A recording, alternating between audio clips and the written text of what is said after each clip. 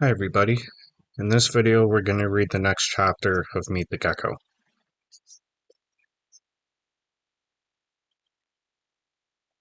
Chapter 2. Impossible. Bubba Bixby is someone I don't talk to if I can help it.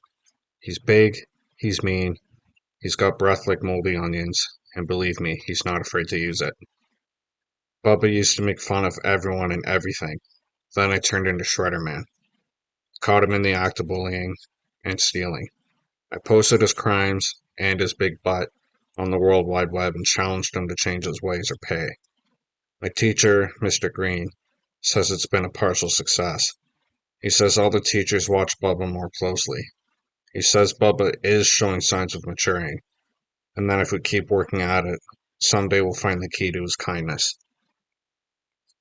Ha! No matter what I do, Bubba still calls me nerd. Bubba still steals stuff. Bubba still lies. Which is why Bubba's big butt is still on the World Wide Web. It's the only revenge I've got. And as long as he's a jerk, that's where it's staying. And the day before my birthday, I saw Bubba at school and barely recognized him. He was smiling.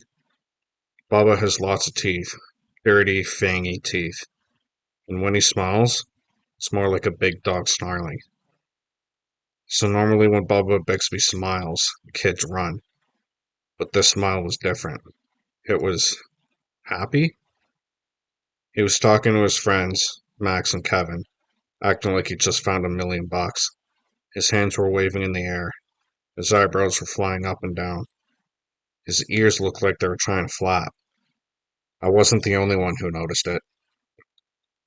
Kids all over the playground were staring.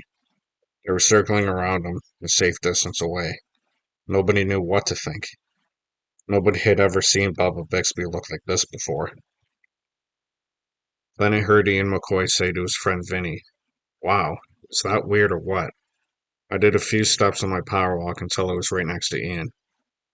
"What do you think's going on?" I asked him. "Gotta be really diabolical," Ian whispered. "Yeah," Vinny added. "Maybe even deadly."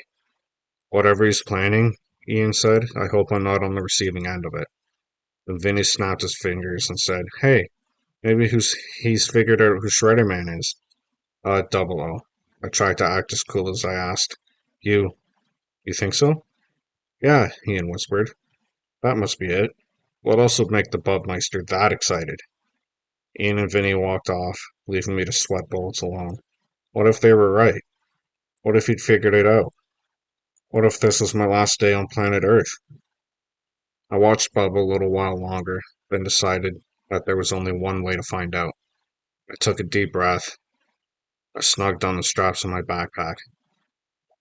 Then I walked right up to Bubba and his friends and said, "Hi guys," pretending I was cool as dry ice.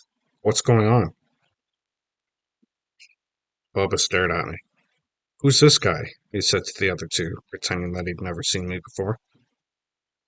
"Dunno," Max said, "but he sure looks like a nerd," they all cried together, then started laughing. I'd never been so happy to be called a nerd in my whole life. It meant they didn't know. They didn't have any idea that I was Shredderman. I let out the breath I'd been holding and started talking really fast. "Hey, you don't have to call me names. You were just looking pretty excited, that's all. I thought it might have been something, great, fantastic, amazing, maybe even awesome, astounding, or out of this world." Wow, I was a regular yapping machine. Bubba thought so too. "Shut up, nerd." "Yeah," Kevin added. "You sound like a stupid thesaurus." Both of Bubba's eyebrows shot up at Kevin. "Thesaurus? Thesaurus?" He hitched a thumb my way. "You sound like him, dork." Max said, "Kevy was just trying to explain things in a way the nerd would understand." Kevin nodded like crazy, saying, "Honest, I ain't never even touched a thesaurus." Bubba shrank back down to gorilla size and snorted. "Good thing." Then he turned to me and said, "Now scram, you're ruining my good mood." So believe me, I started power walking out of there. But then I overheard Kevin say to Bubba, "So go on. I want to hear more about meeting the gecko."